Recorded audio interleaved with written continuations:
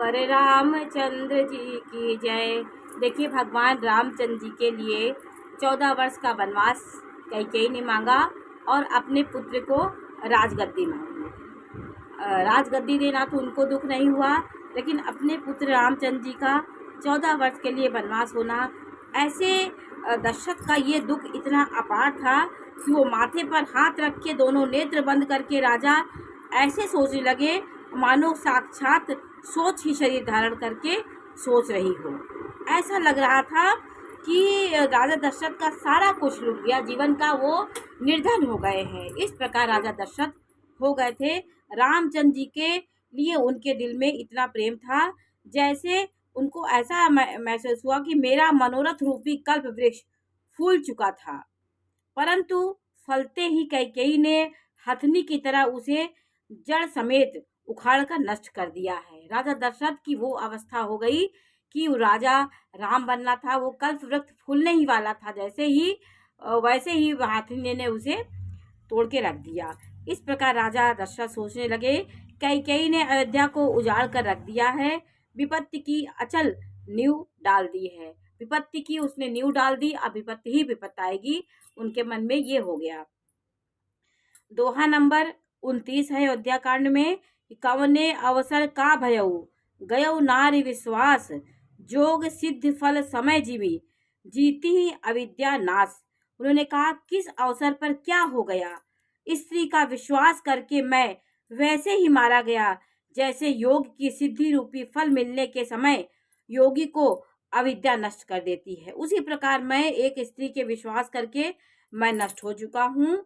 योगी को सिद्धि मिलने ही वाली हो और अविद्या रूपी योगी को अविद्या आकर के उसे नष्ट कर दे रही। इस प्रकार ये कैकेयी ने हमें नष्ट कर दिया है। वो मन में बोल नहीं पा रहे थे, लेकिन नाना प्रकार की सोच उनके मन में हो रही थी। इस प्रकार राजा मन ही मन खींच रहे थे, मतलब उनके मन ही मन इतना दुखी थे। ऐसा बुरा सा हाल देख करके दुर्बुद्धि कैकेयी के मन में बुरी तरह से क्रोधित हुई और बोली, क्या भरत आपके पुत्र नहीं हैं? क्या मुझे आप दाम देकर खरीद लाए हैं क्या? क्या मैं आपकी अविवाहिता नहीं हूँ, पत्नी नहीं हूँ? ये सब बातें वो मन के पीड़ा देने वाली बातें कर रही थी। राजा के मन में ये सब कल्पना ही नहीं थी कि कैकेयी ऐसे हो जाएगी। जो सुनी सरु अस लाग तुम्हारे, काहे न बोलहु वचन संभारे। उन्होंने कहा, क्यों आप बात बोल नहीं रहे हैं? सोच में क्या पड़ गए हैं? जो मेरा वचन सुनते ही आपकी बाढ़ सा लगा हुआ है, आपकी जैसे बाढ़ लग गया उस प्रकार आप चुप हो गए हैं। सोच समझ कर बात क्यों नहीं करते? उत्तर दीजिए, मैं हाँ कीजिए, नहीं तो ना ही कर दीजिए। आप रघुवंश में सत्य प्रतिज्ञा वाले प्रसिद्ध हैं। ये तो आपको है कि आप सत्य प्रतिज्ञा के लिए प्रसिद्ध हैं।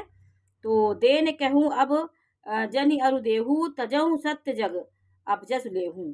आपने जो वर देने को कहा था, अब भले ही ना दीजिए, सत्य को छोड़ दीजिए और जगत में आप यश लीजिए। सत्य की बड़ी सराहना करके वर देने की आज्ञा कहा था। समझ था कि यह चवेना की मांग है। आपने कहा सोचा होगा कि यह चपेना है कि मैं फट से दे दूंगा, लेकिन जब आपने मांगा, 2 वरदान देने के लिए कहा, तो बोलते क्यों नहीं है? ये कैकेयी राजा दशरथ से कह रही है। शिवि दधीचि बलि जो कछु भाषा, तनु धनु तजेउ वचन पनु राखा। अति कटु वचन कहति कैकेयी, मनहु लोन जरे पर देही। राजा शिवी, दधीची और बलि ने जो कुछ कहा था, कैकेयी ने कहा दशरथ जी से कि राजा शिवी जो थे, जिन्होंने अपना शरीर काट के उस कबूतर के लिए दे दिया था कि कबूतर की रक्षा के लिए, और दधीची जो थे अपने हड्डियों का उन्होंने दान कर दिया था, और बलि ने 3 लोक दे दिया था वामन अवतार में। जो कुछ कहा था और शरीर और धन त्याग कर भी उन्होंने अपने वचन की प्रतिज्ञा को निभाया। और कैकेयी बहुत ही कटुए कड़वे वचन कह रही है, मानो जले पर नमक छिड़क रही है। राजा के मन में हो गया, अब विपत्ति की नींव हो गई है। वो सारे भविष्य को समझ गए और फिर उन्होंने दोहा नंबर 30 में है कि धर्म धुअंदर धीरे धरी नयन उधारे राय, और सिर धुनि लीन असास सही मारे से मोहि कुठार। उन्होंने कहा, धर्म की धुरी को धारण करने वाले राजा दशरथ ने धीरज धरकर नेत्र खोले और सिर धुन धुन कर तथा लंबी सांस लेकर के इस प्रकार कहा कि इनसे मुझे कुठौर बड़ी कठिन परिस्थिति अत्यंत कर दी है, मतलब उत्पन्न कर दी है। बड़ी कठिन परिस्थिति मेरे सामने आ गई। वो सर पे हाथ रख के और धीरे से उठे और जिससे बच निकलना बहुत कठिन होता है। उसने कहा ऐसी विपत्ति परिस्थितियां मेरे सामने आ गई।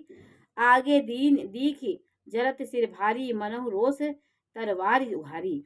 प्रचंड क्रोध में जलती हुई कैकेयी सामने इस प्रकार दिखाई पड़ी मानो क्रोध रूपी तलवार म्यान से बाहर निकल गई हो। मतलब म्यान से बाहर खड़ी होगी उस प्रकार जैसे म्यान से बाहर तलवार खड़ी होती है और मारने के लिए होती, उसी प्रकार वो खड़ी थी। कुबुद्धि उस तलवार की मूठ है और निष्ठुरता आधार है। वह कुबरी मंथरा रूपी शान पर धार का तेज की हुई है। मतलब ये उन्होंने उपमा दी है तुलसीदास जी ने कि कुबुद्धि उस तलवार की मूठ है जहां से पकड़ा जाता है और निष्ठुरता उसकी धार है। उस धार को तेज करने वाली मंत्रा रूपी शान है जिसमें तेज किया जाता है। ये उपमा है। राजा ने देखा कि यह तलवार बड़ी ही भयानक और कठोर है और सोचा क्या सत्य ही यह मेरा जीवन लेगी। राजा अपने छाती कड़ी करके बहुत ही नम्रता के साथ उसे कैकेयी की प्रिय लगने वाली भाषा बोले। अब उनके मन में दुख, कुछ सोच समझ करके वो धीरे से आवाज निकाले और कैकेयी से बोले, प्रिया बचन कस कहस कुभाती भीर प्रतीति प्रीति करी होती मोरे भरत राम दुई आखी और सत्य कहूँ करी शंकर साखी। उन्होंने कहा मैं भगवान भोले बाबा की प्रतिज्ञा लेकर कहता हूँ कि हे प्रिय, हे भीरू, विश्वास और प्रेम को नष्ट करके ऐसी बुरी तरह के वचन कैसे कह रही हो। इस तरह तुम कैसे हो गई हो, क्यों बोल रही हो ऐसे। मेरे तो भरत और रामचंद्र जो आंखें हैं अर्थात एक से हैं। हाँ, यह मैं शंकर जी की साक्षी देकर सत्य कहता हूँ कि मेरे ये दोनों दोनों ही प्रिय हैं। मैं अवश्य सवेरे ही दूध भेजूंगा। दोनों भाई भरत शत्रुघ्न सुनते ही तुरंत आ जाएंगे। अच्छा दिन शुभ मुहूर्त सुधवा कर सब तैयारी करके डंका बजाकर मैं भरत को राज दे दूंगा। मैं कल ही दोनों पुत्रों को बुलाऊंगा और दोनों सबके साथ मैं उनका राज्य तिलक करूंगा। देखिए राजा इस प्रकार बहुत दुखी मन से बोल रहे हैं। लाभ न रामहि राजु कर बहुत भरत न पर प्रीति मैं बड़ छोट विचार जिए करत रहू नृप नीति। उन्होंने कहा दोहा नंबर 31 में है अयोध्या कांड के। उन्होंने कहा दशरथ जी ने कि राम को राज्य का लोभ नहीं है और भरत पर उनका बड़ा प्रेम है। भरत को वो बहुत मानते हैं और मैं ही अपने मन में बड़े छोटे का विचार करके राजनीति का पालन कर रहा हूँ। बड़े को राज तिलक देना जा रहा हूँ, उसमें किस प्रकार की गलत है। राम बड़े हैं, भले एक दिन सब जन्म लिए लेकिन पहले रामचंद्र जी का सबसे प्रथम जन्म हुआ था इसलिए वो बड़े हैं। उन्होंने कहा कि राम की 100 बार सौगंध खाकर मैं स्वभाव से ही कहता हूँ कि राम की माता कौशल्या ने इस विषय में मुझसे कुछ नहीं कहा है।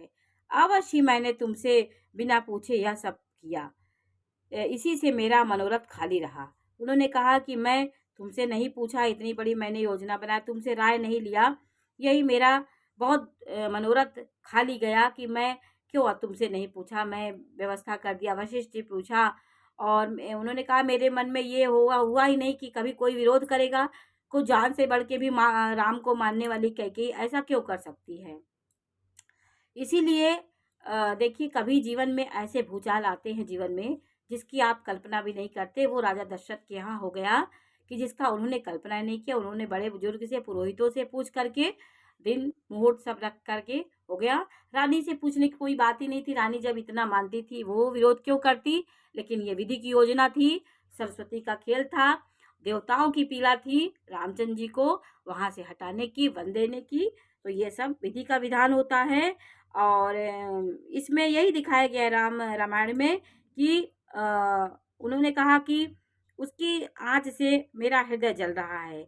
वो उन्होंने कहा कि इतना दुख मेरा मनोरथ इसीलिए खाली हो गया कि मैंने तुमसे राय नहीं ली। अब क्रोध छोड़ दो और मंगल साज सज रहा है। कुछ दिनों बाद भरत युवराज हो जाएंगे। एक ही बात का दुख लगा कि तूने दूसरा वरदान बड़ी अड़चन कर मांगा। उन्होंने कहा कि ठीक है, मैं भरत को राज्य दे दूंगा और युवराज पद भी दे दूंगा, लेकिन दूसरा वचन जो तुमने मांगा है वो अर्चन का मांग लिया है, वो बहुत कठिन है। अब देखिए वो बोल रही है कि वो ऐसा वरदान है कि उसके जलन से मेरा हृदय जल रहा है।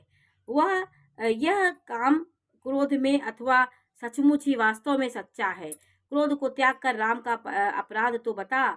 तब कोई तो कहते हैं कि राम बड़े ही साधु हैं। अब इतना बड़ा तुमने राम को कठोर दंड देने के लिए सोचा, उनका अपराध क्या है, अपराध बताओ।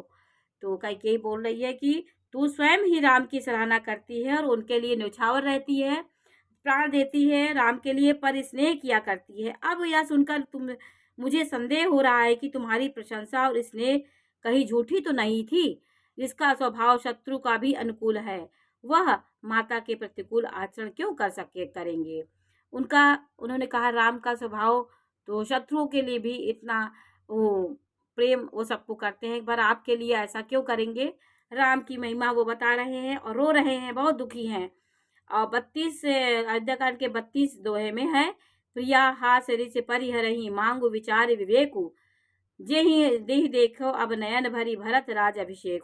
हे प्रिय, हंसी और क्रोध छोड़ दे और विवेक उचित अनुचित विचार कर वर मांग, जिससे अब मैं नेत्र भरकर भरत का राज्याभिषेक कर दूं। उन्होंने कहा ठीक है, मैं राज्याभिषेक करने को तैयार हूँ, मैं भरत को बुलाता हूँ। उन्होंने लेकिन दूसरा वर सोच करके मांगो।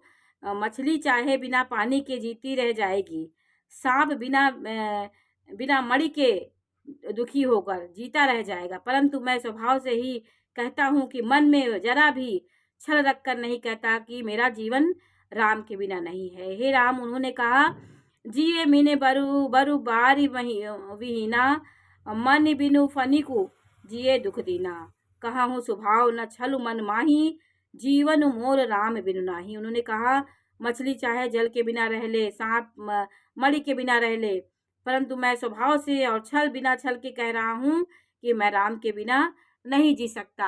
और यही हुआ ही, रामचंद्र जी तड़प के रह गए। रामचंद्र जी का स्वर्गवास हो गया। देखिए कितनी कठिन राम के प्रति उनका दृढ़ आत्मा और परमात्मा का ऐसा मेल था कि राम के लिए वो बहुत सब कुछ, उनको पूरी दुनिया जगत मांग ले, लेकिन राम को इस तरह कष्ट वो नहीं देख पाए। समुझ देखु जिये प्रिया प्रवीणा, जीवन राम दरस अधीना, सुनि दुहु वचन कुमति अति जरई, मनहु अनल आहुति घृत परई। हे चतुर प्रिय जी, में समझ देख, मेरा जीवन राम के दर्शन के अधीन है। राम के कोमल वचन सुनकर दुर्बुद्धि कैकेयी अत्यंत जल रही है, मानो अग्नि में घी की आहुतियाँ पड़ रही। उसको कोई फर्क नहीं पड़ा राजा कितना गिड़गिड़ा रहे हैं, दुखी हैं, उसे कोई दुख नहीं हो रहा था। कैकेयी कहती है कि आप करोड़ों उपाय क्यों न करें, यहाँ आपकी माया चालबाजी नहीं चलेगी, आप कुटिल हो गए हैं। मैंने जो मांगा सो दीजिए और तो नहीं करके अपयश लीजिए। मुझे बहुत प्रपंच बखेड़े नहीं आते हैं। आप सत्य बताइए, राम साधु हैं, आप सयाने हैं, साधु हैं, और राम की माता भी भली है। मैंने सबको पहचान लिया है। कौशल्या जी ने मेरा जैसा भला चाहा है, मैं भी उसका याद रखने योग्य वैसे ही बल दूंगी। उन्होंने वो बदला ले रही है कौशल्या से। कौशल्या ने कुछ कहा भी नहीं था।